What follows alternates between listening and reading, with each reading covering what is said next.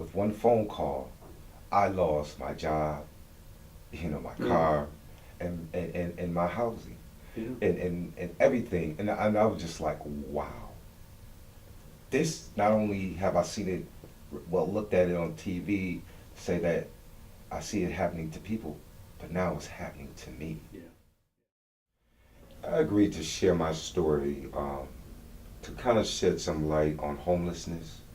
Um, Being that I was just recently homeless and now I'm back being independent and back on my feet, I just want to share, people that coming in and shedding some light that, homeless it's a serious situation out there. But just to let people know that there are agencies and different programs and facilities out there that welcome you. When everybody pushes you away, you're welcome. And I just want to diminish some of the fears of being homeless. Yes, have fear, but then knowing that there's a place out there that somebody was really willingly trying to help you. I saw a police officer. He was parked, and I walked up to him, and he said, "How can I help you?" And I said, "Well, sir, I'm homeless. I don't have any family. I don't know anything about any agencies here. I want to get out this rain. I don't know what to do." He said, "Well, hang on just a second. Let me find out if this shelter is open." So he got on the phone, he got a number, and he called, and he said, "Well, I'm sorry, but they're full for tonight. But however, keep this number and give them a call later on."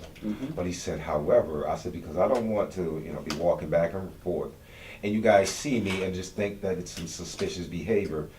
It's just I don't know what to do." And he said, "Well, Waffle House is down the street, and Denny's is across the street from it." He said, "Just let them know that you just need to get out the rain for a couple hours.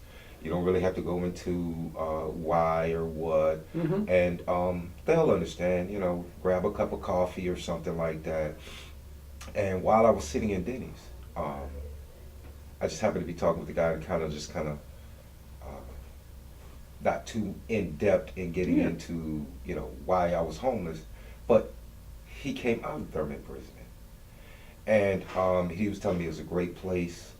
He said, "Look, they give you 3 months to get on your feet, save your money." I was like, "What?" I never heard of any place in all the cities that I've been, something like that.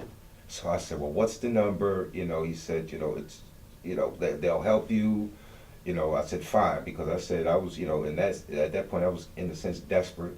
Yeah. Wanted to You're get in the out there. rain. I mean, you're Right. trying to. And I sat there, and the next day I called Micah, and from there Micah got me into Thurman Brisben. Yeah. Very difficult to break the cycle. Especially if you're barely holding on to a job, Yeah. and they'll quickly tell you, "Well, okay, you're not homeless then." Just because you're working, and you don't have any housing, they'll quickly make you want to pay rent. How can you effectively get back on your feet if you don't have a moment of clarity to, a facility to allow you that opportunity to take a deep breath? And I think that was the experience for me, and I think that was just kind of like one of the hesitances, like, of what to expect is, man, how long am I going to be here? Right. When am I going to get kicked out? Well, job, this, that, but when getting in here, and they're saying, "No, you're going to have 3 months. You can save your money." Man, that's the break that I need.